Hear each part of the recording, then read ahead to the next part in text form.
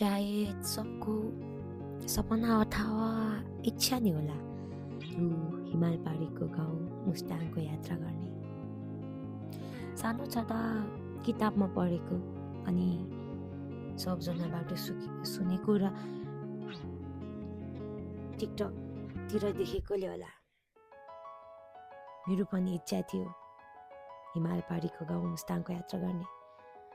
भाग्यवश हाम्रो विद्यालयले 11-12 कक्षाको विद्यार्थीसहित इच्छुक शिक्षकहरूलाई लाने तयारी भयो।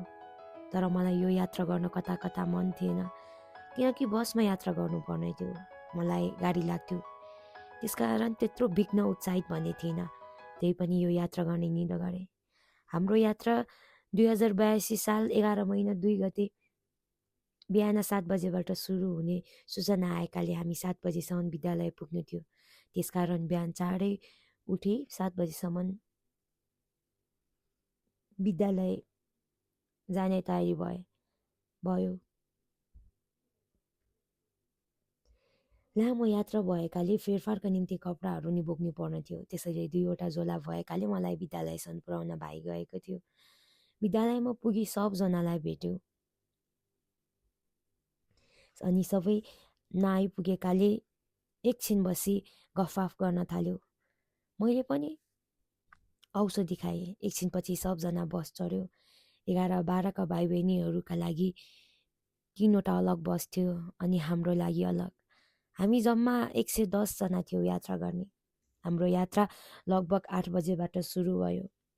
एकैछिनसम्म ठिकै थियो, तर पछि भने मलाई गाह्रो हुँदै गयो। त्यसैले म बसमै सुतेँ। बस बिचबिचमा रोकिँदै गइरहेको थियो। पहिलो दिनको यात्रा हाम्रो बेनीसम्म थियो। हामी लगभग 12 बजेतिर मलिखुमा खाना खायौँ। त्यसपछि फेरि सुरु भयो हाम्रो यात्रा। बिचमा एकछिन हामीले अन्ताक्षरी नै खेल्यौँ।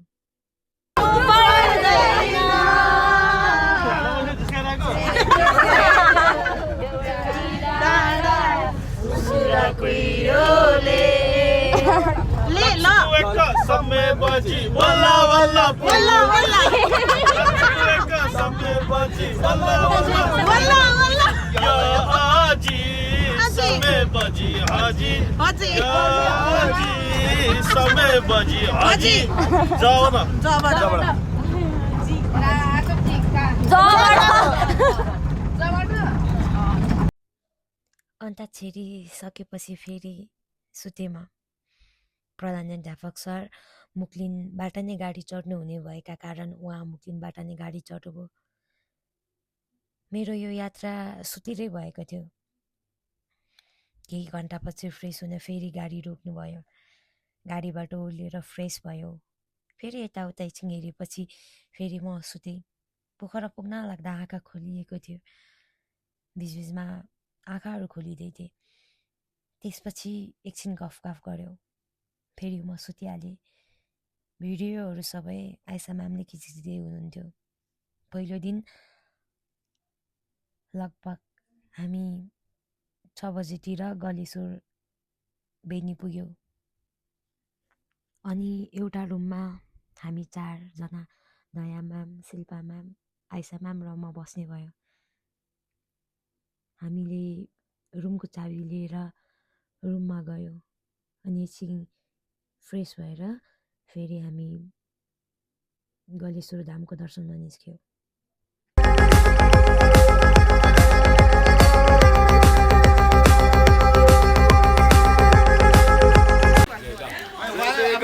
मैले मेरो अनुहार देखाएको छैन। ल खिच्नु। मैले मेरो अनुहार देखाएको छैन। ल खिच्नु। जय गलेश्वर महादेव की जय भयो, जय भयो। सबैको भए होस् नभए नहोस्। शिक्षक भएको कारणले आज पूर्ण किन यो खास छ भने हजुरहरू बिहान 10 बजेदेखि 4 बजेसम्म हजुरहरू घाँटी सुक्ने गरी कराउनुहुन्छ, गला सुक्ने गरी कराउनुहुन्छ। त्यही भएर यहाँ आइसकेपछि हजुरहरूको गलामा मिठास आउँछ, गलामा सरस्वतीको बास हुन्छ भन्ने आशाका साथ हामीले आज हजुरहरूलाई यहाँ भ्रमण गराइरहेका छौँ। आशा छ यहाँबाट दर्शन गरिसकेपछि हाम्रो भोलेनाथको दर्शन गरिसकेपछि हजुरहरू भोलिदेखि जति चिच्याए पनि हजुरहरूको घाँटीमा कुनै पनि समस्या नहुने भन्ने हामीले आशा लिएको छौँ। हस्त भ्रमण गरिदिनु भयो, धन्यवाद। धन्यवाद। गलेश्वर धाममा एकछिन रमाइलो गऱ्यो, दर्शन गऱ्यो। अनि गलेश्वर धामको इतिहास सुन्दा अचम्म लाग्दै थियो। त्यसपछि हामीले फोटोहरू खिचेर फेरि हामी पुनः रुम फर्क्यौँ। अनि खाना खाइवरी हामी एकछिन रमाइलो गर्न थाल्यौँ।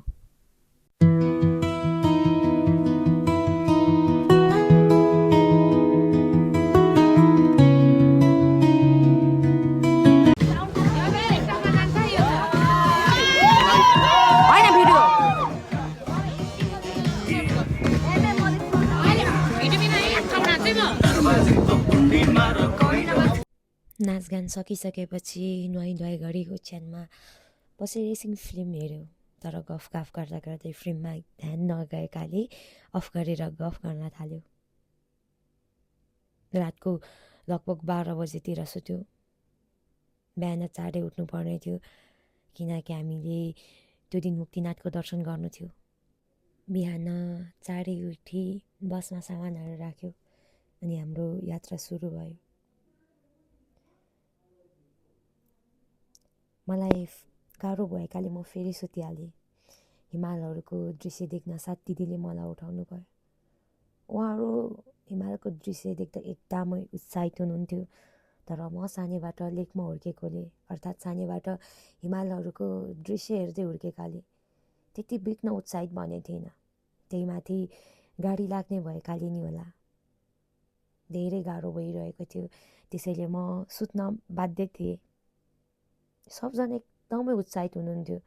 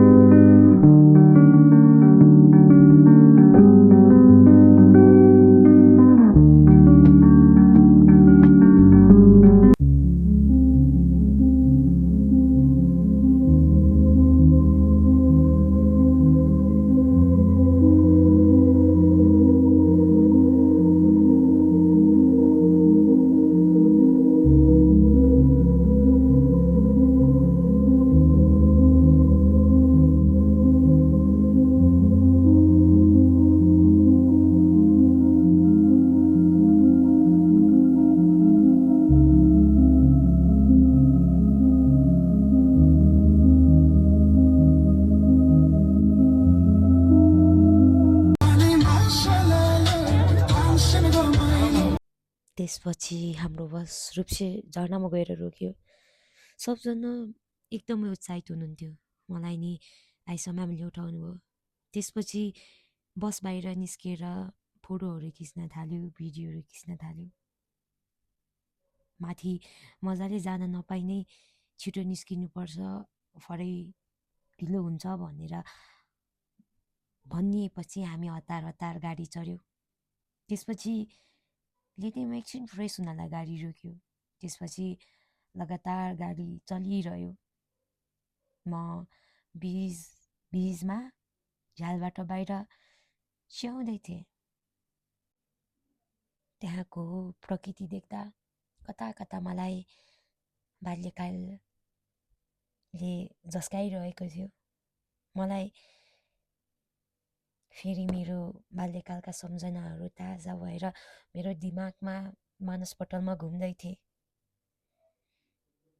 मलाई धेरै गाह्रो भएकाले भिडियोहरू सबै आइसा म्यामले नै खिचिदिँदै हुनुहुन्थ्यो।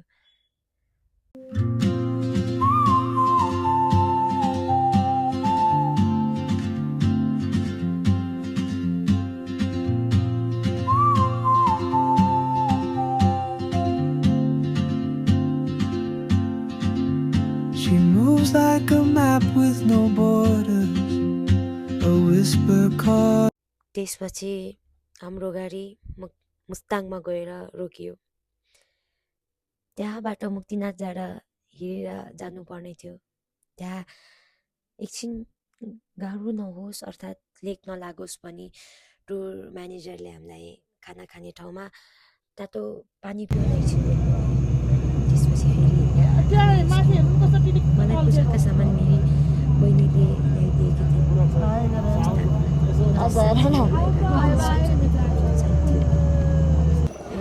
देखेपछि कता कता फेरि बालकनको याद फेरि ताजा भयो। त्यसपछि हामी हिउँ खेल्दै मुक्तिनाथ लाग्यो। मुक्तिनाथ जाने क्रममा सिँढी चढ्दा दिया म्याम र शिल्पा म्यामलाई गाह्रो भइरहेको थियो। मलाई र पैसा दिँदै भने त्यस्तो गाह्रो भएको थिएन, त्यसैले हामी दुई अझ उत्साहित थियौँ। सिँढी वरपर हिउँ नभएकाले सिँढीबाट अलि पर आमफाली हिउँ खेल्न पुग्यौँ। अनि आइसा दिदी पनि आउनुभयो। हामीले केही भिडियो खिच्यौँ। त्यसपछि हतार फेरि मन्दिरतर्फ लाग्यो। मन्दिरमा जाँदा अन्य सर म्यामहरू गएर पनि कुण्डमा डुबुल्की मारिसक्नु भएको थियो। तर म आइसा म्याम धीरज सर डुबुल्की मारिनौ अनि 108 धारामा नि छिरेनौ। बस हातले नै पानी शिरमा चढायो।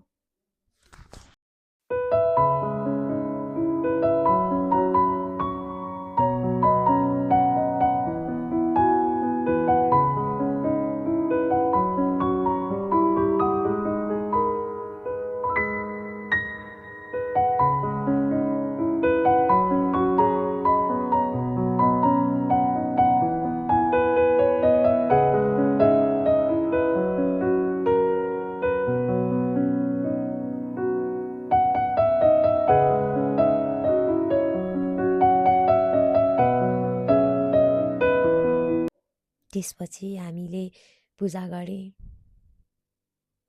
फोटोसोटो खिच्यो अनि केही भिडियोहरू बनायो।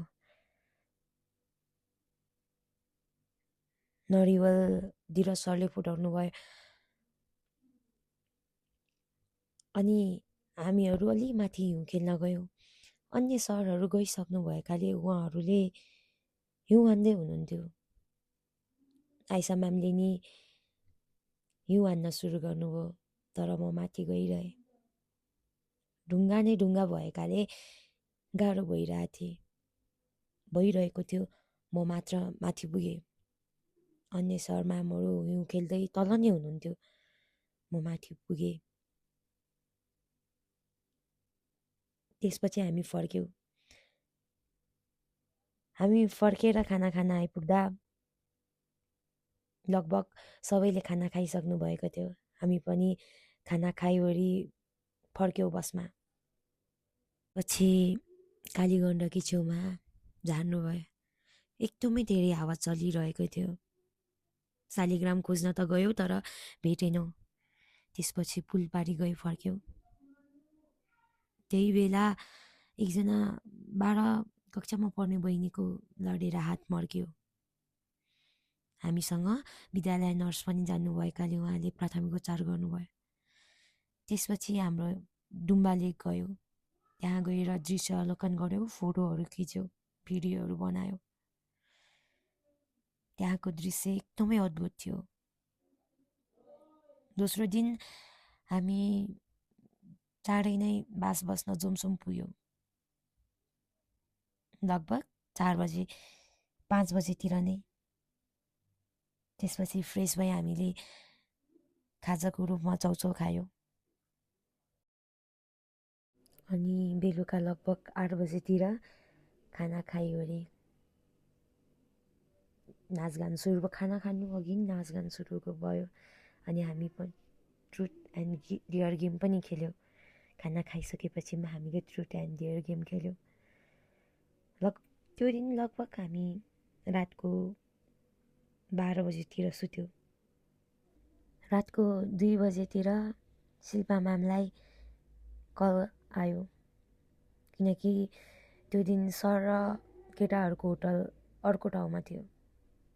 केही बहिनीहरूले सरलाई फोन गरेकाले सरले एकपल्ट चेक गर्न जानु भनी फोन गर्नुभएको रहेछ। त्यसैले हामी 4 जनै गयौँ। बहिनीहरू डराइरहेका थिए, किनकि हावाले ढोका खुलेको रहेछ। बहिनीहरूलाई कन्भिन्स गरिसकेपछि हामी फर्क्यौँ। हावा एकदमै जोडले चलिरहेको थियो। भोलिपल्ट बिहान उठेर रेडी भई तल झऱ्यो। बसमा सामान राखी ब्रेकफास्ट गर्नतर्फ लाग्यो। फोटोहरू खिच्यो। लगभग 7:30बाट फेरि हाम्रो तेस्रो दिनको यात्रा सुरु भयो। बस गाय देखो ना गाय देखो ना क्या है ये गाय देखो ना गाय। त्यसपछि हाम्रो बस मार्फामा गएर रोक्यो। हामी जे गल्लीमा जाने भएकाले बस रोडमै रोक्यो र हामी त्यहाँबाट केही हिँडेर जानु भएकाले हामी फेरि हिँड्न सुरु गऱ्यौँ। सबैजना अगाडि थिए। सर म्यामहरू पनि अगाडि हुनुहुन्थ्यो। अनि हामी पछाडि बसेर फेरि केही पत्र गर्न थाल्यौँ।